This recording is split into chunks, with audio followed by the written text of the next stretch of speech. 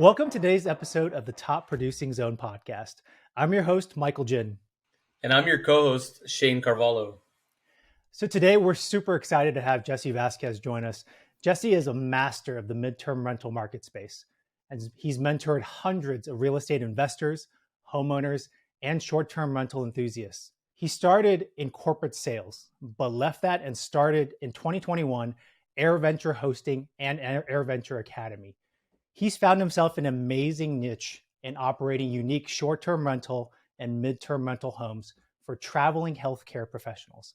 And what started as 2 homes in 2020, he and his team have now grown into a portfolio of over 20 owned and co-hosted homes in California and Texas.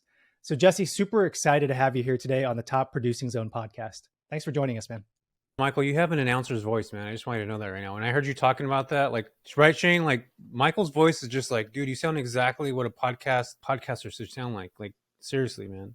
Yeah, that's why he gets to do the intros, because he's better at that than Michael. That's the voice, man. You're gonna have like all kinds of Teslas. You're gonna have sponsors like crazy with that voice, Michael. Thanks for having me here, awesome. guys. Thanks, man. I appreciate it. I appreciate it, man. I'm over here with the mush mouth. I can hardly talk. I don't even know why people listen to me, but yeah, my name's Jesse Vasquez. You said everything right, man. I've been investing here in the Central Valley for quite some time now, and I'm just glad to be here. And Shane is a buddy of mine, and Michael, you are too now. So we're buddies. We're all buddies here, right? So Yep, yeah, I absolutely. appreciate you guys for having me on the show. Well, so Jesse, I think your story is really unique, and you've done a lot of just amazing things over these last you kind of moonlighted in short-term and mid-term rental spaces, and now you've kind of gone full time. And you've just absolutely killed it. Maybe we could talk about how did you make that transition? You were in corporate, I'm kind of making that similar transition myself. How did you go about doing that? What finally brought you over the edge to fully commit to it? Well, I'm going to tell you right now, and hopefully the company that I worked for, if you guys go look at my LinkedIn, you'll know who I worked for in the past. I didn't say that out loud, but I worked for a company, you guys, my paychecks were bouncing. I worked for a multi-million-dollar company, and I was in business development manager, which is a fancy way of saying sales rep. I don't care what anybody says. If you're a business developer, you're a sales rep. There's all kinds of fancy terms for sales reps, but you're just a sales rep. But anyway, so I had about 17 reps underneath me, kind of like what you do, Shane. You have like your team, like realtors have their teams. It's exactly what I have. So I covered San Francisco, Silicon Valley, Oakland, Berkeley, like all these areas in the Bay Area, and then also Los Angeles market, and then also my Central Valley market. So I was in charge of all these sales reps that were in these markets, and I started having checks that bounced. And for me, and I'll just be super straight. I'm going to talk. I'm very open with financials and stuff like that. So I'm going to talk to you guys about what I was making and why I thought I was in such a good place. At that time in my life, I was making $200,000 a year, which to me, living in the Central Valley, that's like, dude, that's like you won the lottery. Like that's one of those things that not very many people make that much money here in the Central Valley. And for me, I'm just like, holy smokes, I'm making 200 grand. I'm awesome. I'm killing it. This is great. And what that also caused is something that I don't know if you guys ever heard of, but it's called golden handcuffs. Shane, you familiar with those golden handcuffs? Yeah, and it causes complacency as well. Exactly.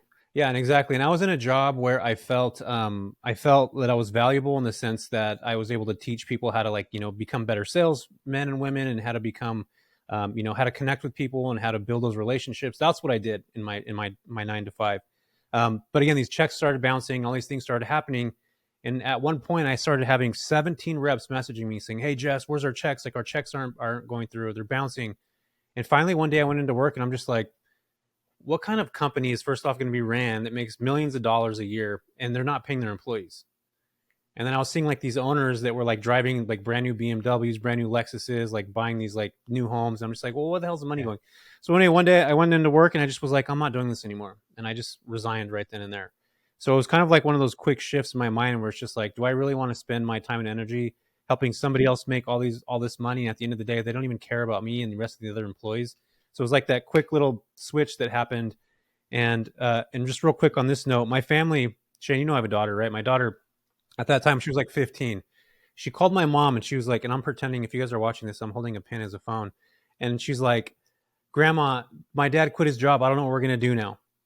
Basically, essentially, my daughter at 15 was like, holy crap, we're ruined now. My dad just quit his job. We're not going to be able to make this much money anymore. We're going to be homeless. all this kind of stuff.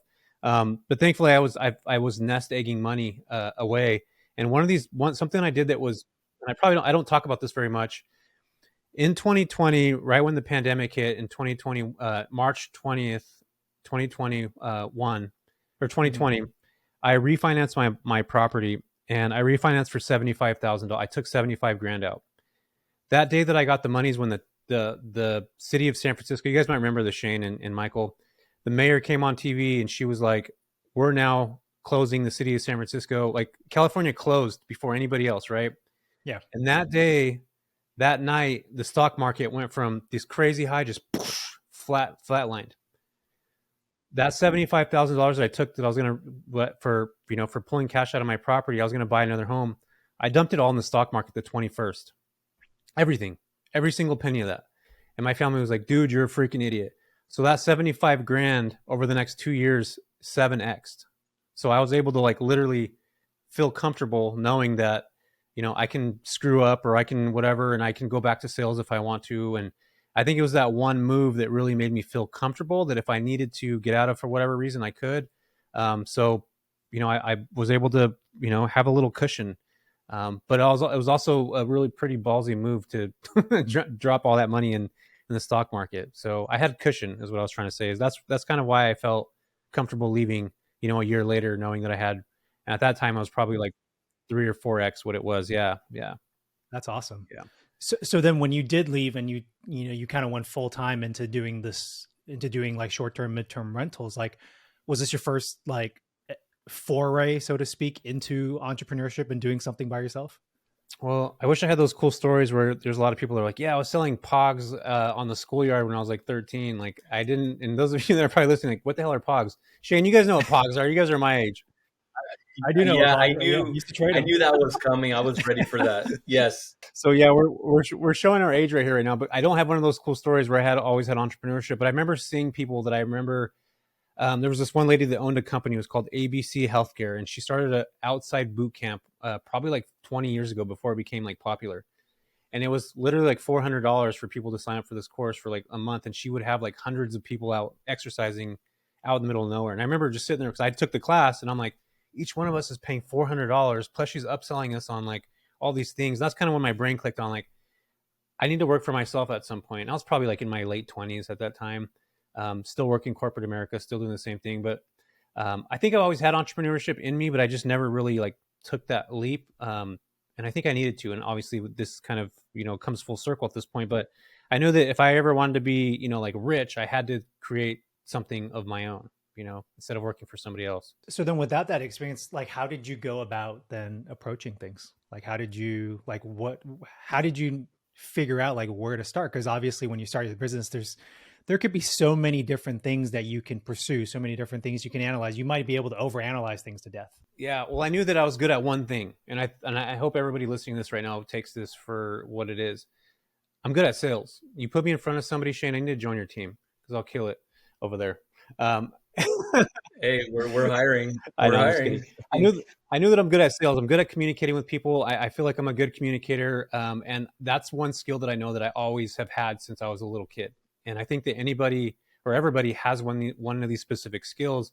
And if you have that one skill, go all in on it. And I think that's where my head was at early on, is that, if I put my mind to something, no matter what, I'm, obviously education before compensation, that's important. I read Bigger Pockets books. I was listening to podcasts. I was consuming all this information that had to do with real estate. And at the end of the day, you have to take massive action, just like Tony Robbins says, right? Take massive action to get results. And at the end of the day, 99% of people don't take action. They just read stuff. They get caught up in the analytical approach. They get stuck. And I'm one of those people that's just like, if I'm going to do something, I'm going to do it. And I'm going to take action. And so for me, it was just kind of like a compounded effect over time that finally all those little tiny things that I was doing compounded, within years. And obviously I was able to make the move and find a niche that works. And I hate that word niche, like, or niche, however you guys decide to say it. So that's kind of how things, snowballed for me in that sense. Yeah, it's awesome. It's funny because you're jogging my memory when you're talking about the course and stuff. Like, I had dreams of being an entrepreneur too. And I remember buying some crazy stuff that cost a fortune. And some of the stuff I'd be so hyped at the presentation, then I would get the course, but I never do anything with it. Yeah. It just seemed so right. Yeah. Like, so good for the entrepreneurs that were selling it. And I know it really worked for them, but it's interesting how many people will actually buy that stuff. It's kind of like when you're teaching people, or like I'm presenting in front of a group of agents or whatever, you give them all your secrets, but less than 5% will ever do anything with it. So, but it's just funny because for some of us, that those were the ideas that got the wheels turning, that would be some, at some point be there. Yeah. No, I think that's a logical thing. To be honest with you, like people in my course, that I have a course, and people that will join it and they're not doing the work. And it's like, you pay $5,000 to be in this course, and it's just like, man, I'm giving you the blueprint. And this is all you got to do is just like implement every single thing that I'm talking about, and you'll have a successful business. But that requires you to make 20 calls a week. That's 80 calls a month. If those are things that you have to do to be successful. If you do those 20 calls for 4 weeks, there's probably a pretty good likelihood that you're going to get a contract, or something connected. And just a lot, at the end of the day, somebody can have it laid out in front of them, and only, just like Shane said, 1 to 5% of people are actually truly going to actually do the work that it requires. And not just once. Like, in this business, Shane, you guys know, you're in real estate. You don't make money on the hello, you make money on the hello again. It's all about that follow up, that consistency. And I think that a lot of times people get stuck on that. They just don't follow up. I got shot down, I'm done. Yeah, on that follow up, I mean, that opens up a whole nother topic for another day, but it's amazing how, like, if you do the follow up, it's the 5th, 6th, 7th time where it really happens. Most people don't get past the 2nd or 3rd time. So Yeah. I hear you on that. That's so common, and it happens all the time. And people don't like rejection. I mean, at the end of the day, that's why I always tell people, like, I'll talk to folks and they're like, I was a door-to-door salesman. I'm like, dude, you probably have the upper hand on every single person, because you're literally knocking on somebody else's home, trying to get their attention while they're at their own house. Like, and that's difficult, and you get rejected, and you just move on to the next thing. And again, everything we do in life goes back to sales, whether you're, when you're a baby, right? You're born, you're crying, you're trying to sell, like, hey, I need milk, or whatever it is. Or if you're going to go on a date, you're trying to sell, I'd rather go to get Chinese instead of getting Mexican food, or something like that. So there's always, like, everything that we do in our lives is based around some type of, sales of some sort. So someone's always getting sold. Exactly. You better be the one doing the selling, or you're getting sold. That's so true. There was a statistic I read. I wish I can pull it up. Mike, maybe you can Google this as I'm talking about it. There was a statistic that was saying that average every day, like a person is sold, like, literally, like, I think it was like 125 times throughout an entire day. Whether that's like ads on YouTube, Facebook, Instagram, driving by something, like, literally, that's how many times you're being sold in a day. And I could be wrong, but Michael, I know you're doing research. I'm looking for it on. If I find it, I'll let you know. But that is a pretty crazy stat. I never really thought about that. Yeah. So for those people, like, who may not naturally be good at sales, I feel like you and Shane, you're both very naturally good at sales, and it makes me very jealous. How can people, like, develop out those skills? What can somebody do to kind of make themselves more comfortable with it? Yeah, I think that just talking to my daughter about this, like, small skills of, like, waiting, like having customer service, learning about putting people before you're putting yourself in a lot of situations. We just talked about this before, Shane. You do too many things for other people, and I guess that's part of real estate. Customer service is sales at the end of the day. It's like one of the most truest forms of sales. There's a book by Dale Carnegie, How to Win Friends and Influence People. If you haven't read it yet, I definitely suggest you pick it up. This book was written in the 1940s, and a lot of the principles still stand true today. What I would say is really put yourself in situations. If you're an introverted person, I'm an introvert, like, by nature, that's just who I am. But when it comes to things like this, or like I become an extrovert. And I think that a lot of times people need to understand that whatever it is you're trying to do in your life, it's going to involve sales. Like, it doesn't matter what it is you're doing. Like, it's going to go back around that, and you have to get comfortable being uncomfortable. We talked about that a minute ago, Shane. You just brought that up. So if you're somebody that doesn't talk to people or doesn't communicate, put yourself in situations, go to real estate meetups, go to whatever it is that you're into, be around like-minded people and have conversation. Even if it's uncomfortable, over time, you're going to be better at it. Not everybody's great at sales, right? At the end of the day, not everybody can be super sales oriented, but you can still create a company and hire a kick-ass sales rep, at the end of the day. So, yep. Right. Well, what I was going to say too is that, I mean, well, we're talking about sales. We're also talking about customer service. Like, you're talking about your book that you like. And then, for me, raving fans, because I'm a really big fan of, like, I shouldn't say big fan, but I don't know what the right term is, but Customer service is super important for me, and that's part of my business, like a big part of my business. Like I really care. We're not just trying to turn stuff. And so basically, when you're talking about that, Raving Fans is a great book. And so if you haven't read that one, add that to your list. That's a great Raving book. Fans, yeah, I'll check it out. Yeah, man, customer service is a. I think a lot of times people think about it, and I was just having this conversation the other day with like what I do by housing people and like families that lost their property due to relocation, like lose their home due to a fire or flood or something like that. At the end of the day, like I care more about what they've experienced, what they're going through, than the dollar amount that comes with it. And I think that at the end of the day, when I flip that mindset of like I'm going to get paid instead of I'm now serving people, everything completely changed for me. My business started to grow. My mindset changed. I put the customer first, and literally just almost overnight, like putting that into the universe, putting that into the world, and even just that perspective, that thought change, that mind change, that mind shift, really changed the way my business was, being ran. Secondary, why those guests are so important. And I think that no matter what business you're in, it's really great to have that. I know that we all want to be financially secure in a way, but I think once you start thinking about your client rather than yourself, things start to change in a lot of positive ways. Well, it's true, and I didn't mean to cut in before. What I was going to say is that that's what I tell, like in my business, like new agents and such that are always like, "Oh, you've been so successful. Like, how do I?" And like one of the key things I always tell people, and they look at me like, "Okay, you're just making this up," but it's true. I always tell them, just take care of the client. The money will always be there, right? And so focus on taking care of the client. The thing is that basically. When you're looking out for your client's best interest and you're really in it for the right reasons and you're really passionate and love the business, that just shows. I mean, people feel that.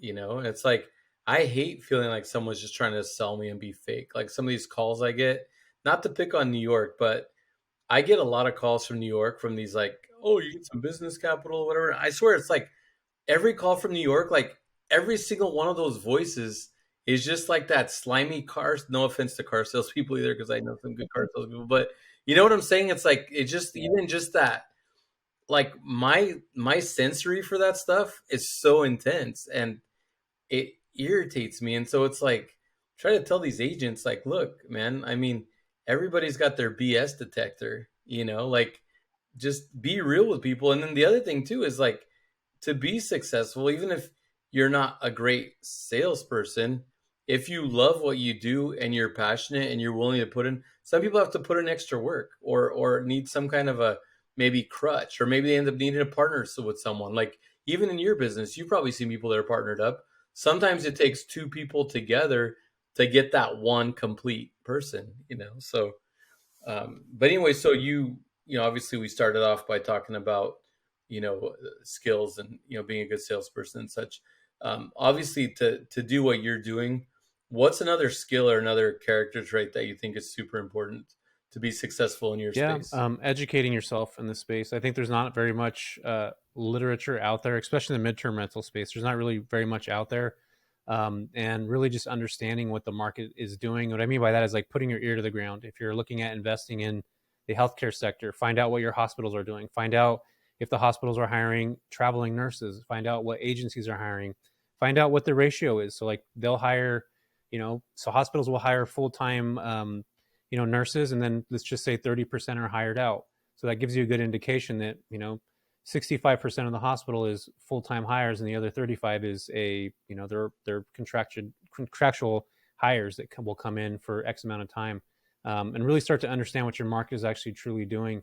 Find out about job growth, demand, if there's another hospital coming in, if there's more clinics coming in, more doctors, just specific things in general that are going to help you understand your market. And I think a lot of investors, we typically look at, what's the average job growth? What's this look like? What's that look like? What's the census look like?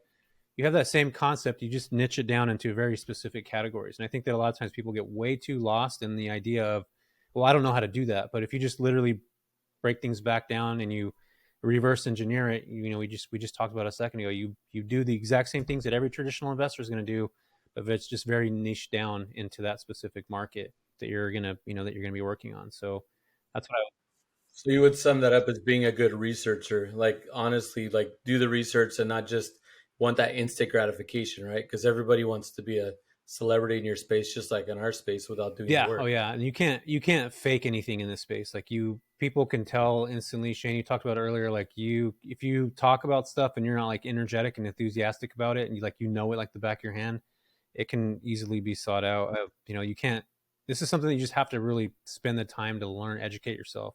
That's why I mentioned a little bit ago and I always tell my students this is like education before compensation, like educate yourself completely and then the money will come later on. You're not going to be able to jump into something, especially that's not, you don't have full education on. And I guess you can jump into things without being educated. What I mean by is just being very specific and intentional about what you're doing. And I think a lot of times people don't really have intentions when it comes to things. Even if you ask them, like, what's your goal behind this? Like, they can't even give you an answer to like why they're doing this or what the goal is.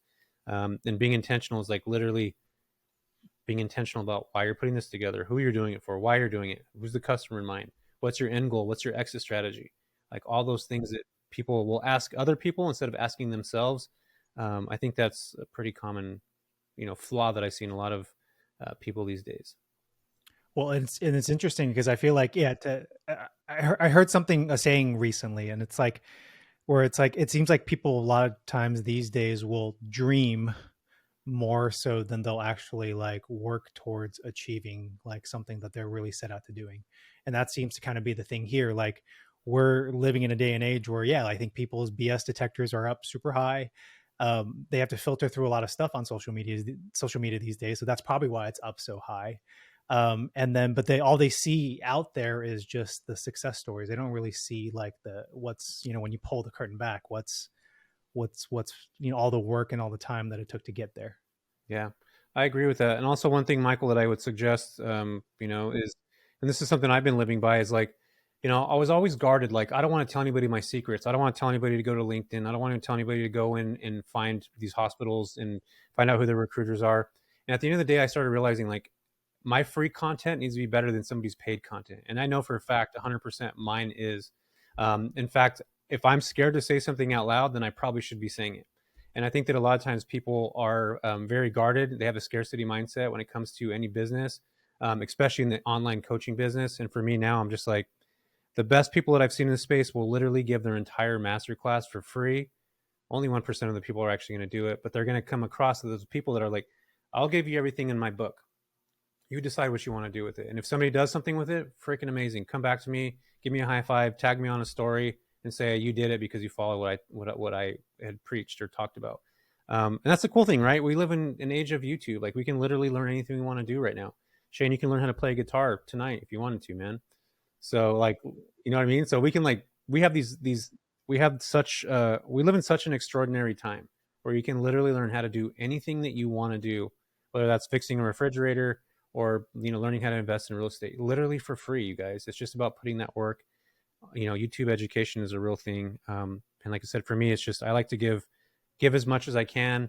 And hopefully that will put me in a space where people can trust, know, and, know, like, and trust, right? That's the three things that people want to, they need to have a connection with somebody. So for me, it's just, giving and hopefully continuing to give and get those three things that obviously everybody's looking for. Well, and I like what you said about leading like with value or giving it for free and not being worried about like, because we talked about that earlier, how the small percentage they use it anyway.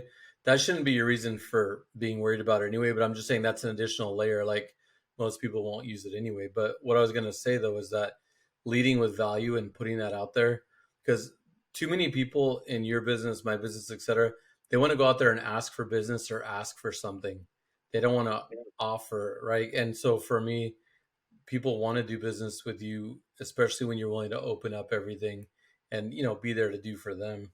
And that's what makes like for me, I feel like that's what's helped me be really successful. And I'm glad, I'm happy to know. I mean, I've known you for a while, and I didn't really realize how much of this you practiced in your business. We have a lot of similar things that we do, and that's impressive. I never even realized that in your space you had a lot of similarities, and also just kind of like the way you live in your business. And I'm happy to hear that I love that's exciting. I guess I just got to hurry up and start putting together a course because clearly you've gotten ahead on that one. So so I mean, for we've kind of been talking about the skills and what it takes, etc. But like, obviously you've been putting these courses out and trying to get people going. I mean, how realistic is it for, like obviously YouTube and everything else, all the education? I mean, how realistic is it for somebody? Because people come to me and say, "Hey, I really want to get into Airbnbs, or I want to do this, I want to do that." Like, how realistic is it for like the average person that maybe has $20,000 or $30,000 set aside? They want to get into the game. Like, I mean, what's the minimum requirement? Like, what does it take? Because I mean, I know people are always asking me, so people that watch this are going to be, wondering like, how can I get started? Besides buying your course, sounds like that's probably mandatory. But aside from that, like, what's it going to take to just get it going, just off the street? Yeah. Your brand. First off, you can just go watch all my YouTube videos and be able to implement everything on there. You don't even have to take my course. I'm not selling anybody anything. I was teasing you. Yeah, okay. I am the kind of person that will be on a stage and not even talk about what I'm doing, like not talk about the course or anything like that, because I'm not there to sell. I'm there to give value. No, and I love that. I love that about you. I was just literally just teasing you. I love I that. know, man. I know. I don't want people to be like, this guy's selling something. Yeah, you can go on YouTube and watch everything for free. But I think in order to learn, it's going to go back to education. Like, you have to understand what the market's doing. You have to understand real estate, in a general understanding of real estate. You got to understand that what you're going to make on Airbnb, what your markets are allowing, what the top properties are doing, what the lowest properties are doing, and really understanding what your market's doing. You can go to a website called airdna.com, and you can actually just type in an address on there, and it'll give you, if it's a 3-bed, 2-bath, it'll give you a year-long kind of breakdown of how much that property can earn. That's a good way to start. But then I think now Airbnb's really shifted their algorithm. Before, and I'll tell you guys, when I started in 2017 with Airbnb, you can have 4 rooms, a wall, and a TV, and you can kill. That was Airbnb at the very beginning, 2014, 2015, 2016. But now you have 4 rooms, a wall, and a TV. You're going to be like the last person that's going to make any money. You have to have a unique space. You got to have experience behind it. You got to be professional. You got to be customer centric. You have to think about your guests, their avatar, like who they are, what they do, how they operate, why they're going to be staying with you. It's so competitive now that you have to make sure that you're standing out in front of everybody else. So if you don't have anything like that, then you're going to be putting yourself in a situation that it might not have longevity. And anybody that invests in anything, they want to have a long roadway, right? So I'm the type of person that likes to skate where the puck is going, where I can see where the future is going to be. And for me, I feel like midterm rentals are that, and anything that is a unique property or has an experience attached to it, whether that's a fort in the back of your house somewhere in the middle of Aptos that's in the middle of trees, or a beautiful ocean beach property that is sitting on a cliff on a hillside. Those are experiences in themselves. So that's kind of where Airbnb's been heading. So I would really encourage anybody that if they're going to get in that space to really go in that direction. You don't have to spend a bunch of money to do it. You can invest in real estate, or as an arbitrage, you can rent somebody else's property for relatively for pretty cheap. So with 20 or 30 grand, you could literally get started. But again, you got to know your returns. You got to know how much you're going to get back. You got to know how much it's going to cost to furnish. You got to know what your cash on cash return rates are going to look like. So all the basic foundations added on top of what your market is doing, like I talked about a while ago, you're going to have to really do some research.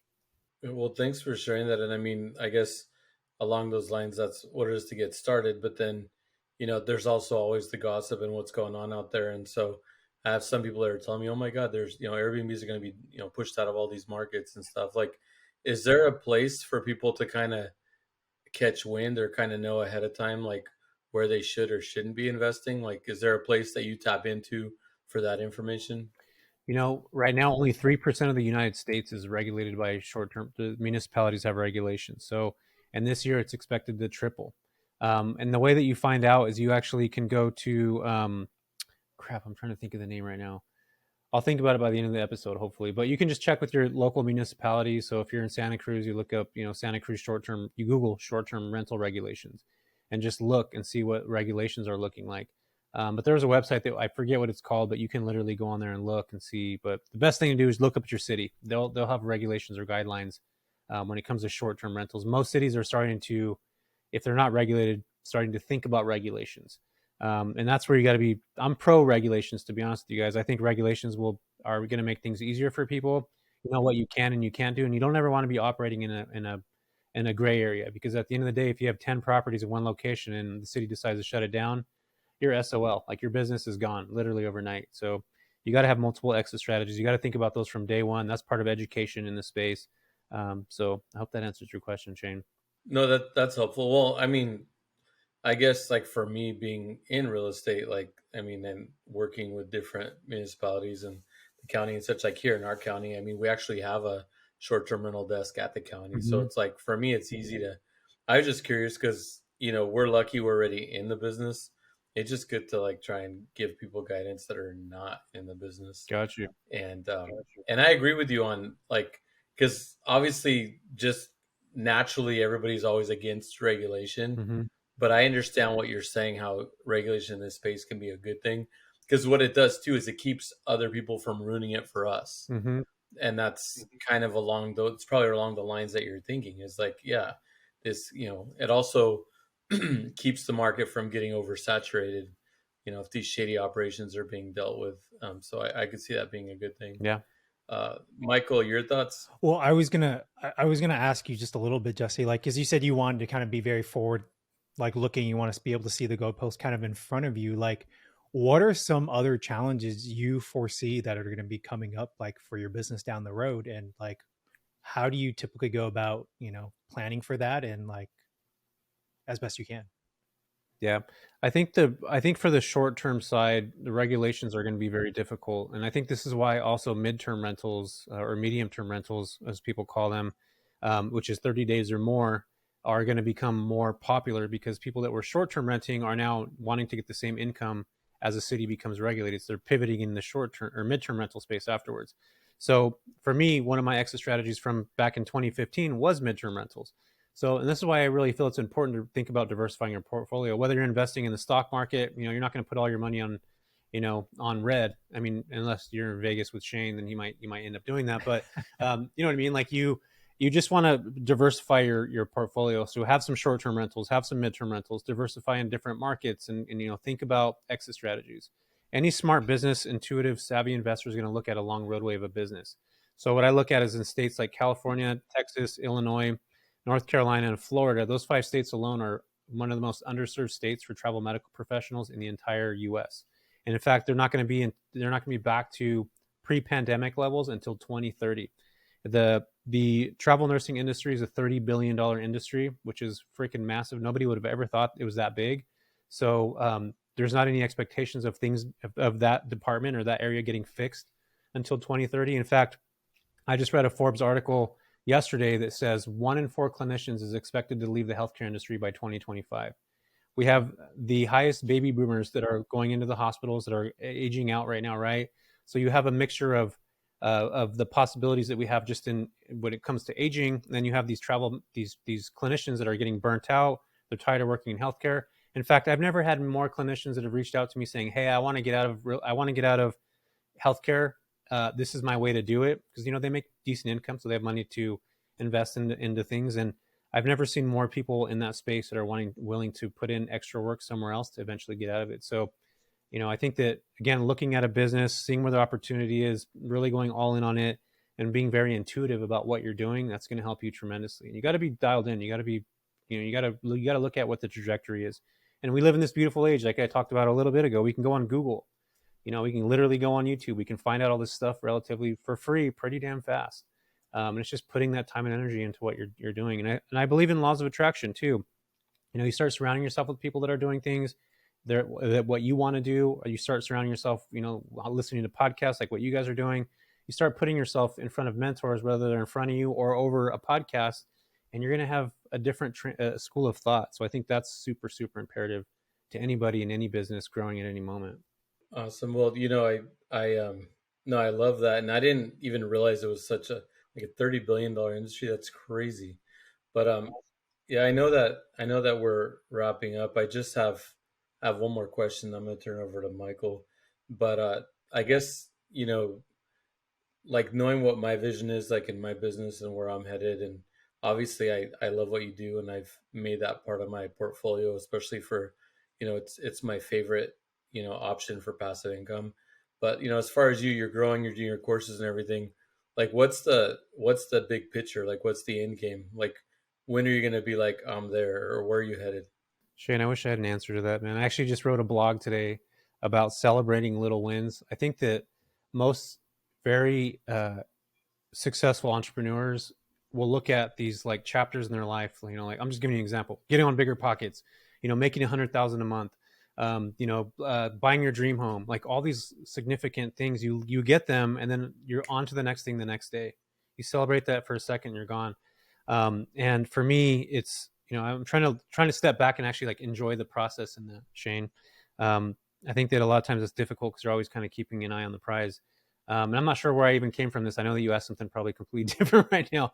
No, I was just saying like what, because I mean, you obviously transitioned out of the corporate world to being in charge of your own paychecks and kind of living life by your rules.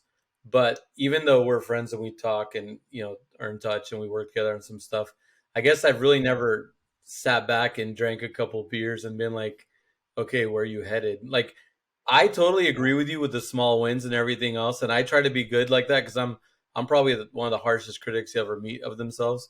But like what you're talking about is like vision board stuff, right? Like you're checking those off and celebrating those wins. Those are like, that's like vision board stuff.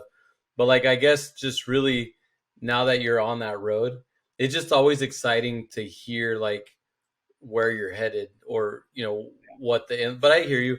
And if you don't know right now, it's totally fine. It was just more curiosity. My end game is me sitting on the beach with a pina colada, owning a business that runs by itself. You know, I don't have to be in front of people speaking. And then maybe like an app, like, you know, Michael's in the Silicon Valley. Michael, hook me up with some developers where I can get people to like, you know, create something that's super cool, where somebody, almost like an Airbnb app, but for, you know, corporate companies that are looking for something like that. That's my end goal, is like to create something that is big enough that I don't necessarily have to be involved in on a day-to-day basis. And I can make a pretty decent amount of money, and I can live and travel and do anything from anywhere I want, and, you know, bring my family with me. That's the goal, Shane. Right there it is. Oh, and you could fly me out. You can fly me out on the private jet to go have a pina colada with you. Flying you out, man. Yeah, there you go. I'll be hanging out on Necker Island with freaking what's his name, Russell Bronson. That's what I'm going to be doing. That's awesome. Well, I'm going to let Michael wrap it up with our signature question. But yeah, man, I love it. This has been great. I appreciate you sharing so much and being, you know, so vulnerable and open, because I know it's hard sometimes to kind of just put everything out there from the heart. So I appreciate you sharing. Yeah, man, no problem. Yeah. So Jesse, we always like to wrap up with this question for all our guests, and that's, you know, if you were to take everything that you've learned in your journey of building out your own business, and you were to start a real estate production practice today, how would you go about doing it? Yeah. How would I go about starting a real estate practice company today? Yeah. So, okay. So hang on, real estate practice, like there's a lot of, are you talking about like starting over from scratch, doing exactly what I'm doing now, or like starting over from scratch, doing what Shane and I do, you know, working with buyers, sellers, starting a production business? Yeah. I would look at, okay. So I'm a big believer in riches are in the niches. I've been talking about, you know, about the niches a little bit ago. And I feel that that's something that I'd really focus on. Most real estate folks are looking at who's going to be buying, who's selling, yada, yada, yada, yada. For me, I'd rather go after the niche, however you want to say that, those specific investors, and really saying, here's how I can maximize your profits. Here's what I'm doing to help you out. And then again, going back to education before compensation, educating myself in all those spaces so that these investors will eventually be able to look at different ways, especially as the market's pivoting. If I bought a property 6 months ago right now, you guys, and I'm a flipper, guess what? I got to refi out, and my numbers are completely different from they were 6 months ago. So what does that mean for me? I now have to hold my property. So I think there's a lot of opportunities for anybody getting into anything right now, is to really niche things down and be very intentional and specific about who you're going after. There's a lot of money sitting out there right now that's literally sitting around, and there's probably a bunch of real estate agents that are not going after it because they don't know how. I like that. I haven't heard that before. That makes so much sense, especially coming in brand new. Yeah. Attacking that niche right away. Yeah. Niche, whatever. I mean, you've been having fun with that word today. Yeah. But being the expert. I like where that. Every other agent is going to come to you in your market because you're the expert in that space. And that's exactly what you're doing. This is 1 inch wide going super deep. I love that. Yeah, we just talked. A lot of agents come in like 3 feet wide, going like 1 inch deep. So I love that. Yeah, totally agree with that. Yeah, be the expert. Don't chase, attract, which means you're not chasing clients. You're attracting clients by whatever it is, the knowledge that you have And that's how you get to be in a room with a lot of people that are successful, is that you're not necessarily going after them. You're creating something that they're going to want. And that can happen for anybody, an agent that's brand new starting out, where they're literally, that's why I feel like I could kill it. Shane, if I went to your business right now and you got me in front of investors, I can literally talk to them about how they can double their NOI. And I'm not even an agent. Like, there's just so much opportunity for people out there. They just have to think in a different way.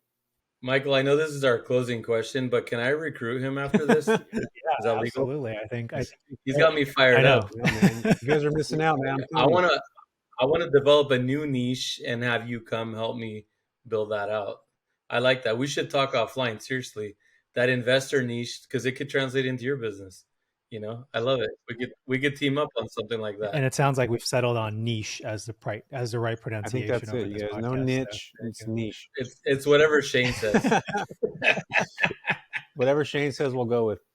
Yeah. All right, Jesse. Well, thank you so much. Really appreciate your time. Really appreciate you joining us and just sharing all your wisdom and experience and everything that you've gone through.